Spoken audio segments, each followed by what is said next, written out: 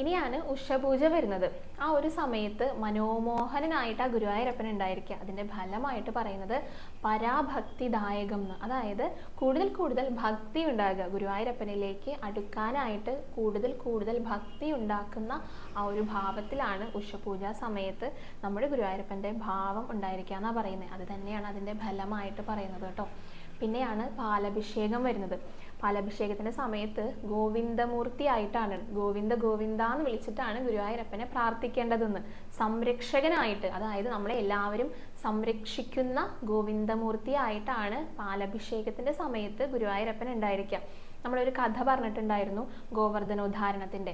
അപ്പോൾ ഗോവർദ്ധനത്തിൻ്റെ നമ്മുടെ വൃന്ദാവനത്തിലെ മഴ ഇന്ദ്രൻ പെയ്യിച്ച ആ ഒരു സമയത്ത് ഗുരുവായൂരപ്പനാണ് ഗോക്കളെയും അതേപോലെ തന്നെ വൃന്ദാവനത്തിലുള്ള എല്ലാവരെയും ആ ഒരു ഗോവർദ്ധനത്തിൻ്റെ ചുവട്ടിലായിട്ട് സംരക്ഷിച്ചുകൊണ്ട് നിർത്തുന്നുണ്ടായിരുന്നത്. അപ്പോൾ ഈ മഴയ്ക്കൊക്കെ ശേഷം ഇന്ദ്രൻ പരാജിതനായ സമയത്ത് ഗുരുവായൂരപ്പൻ്റെ അടുത്ത്, ശ്രീകൃഷ്ണന്റെ അടുത്ത് മാപ്പ് അപേക്ഷിക്കാനായിട്ട് വന്നിട്ടുണ്ടായിരുന്നു ഇന്ദ്രൻ. അപ്പോൾ കൂടെ കാമധേനുവിനെ കൊണ്ടുവന്നിട്ടുണ്ടായിരുന്നത്, സുരഭിയെ.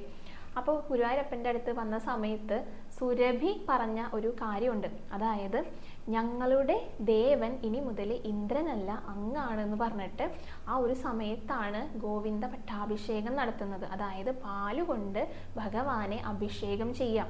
ഇനി മുതൽ അങ്ങാണ് ഞങ്ങളുടെ രാജാവ്, അങ്ങാണ് ഞങ്ങളുടെ സംരക്ഷകൻ എന്ന് പറഞ്ഞിട്ട് ഗോവിന്ദൻ എന്ന് ഭഗവാന് പേര് ലഭിക്കുന്നത് ആ ഒരു സമയത്താണ് കേട്ടോ.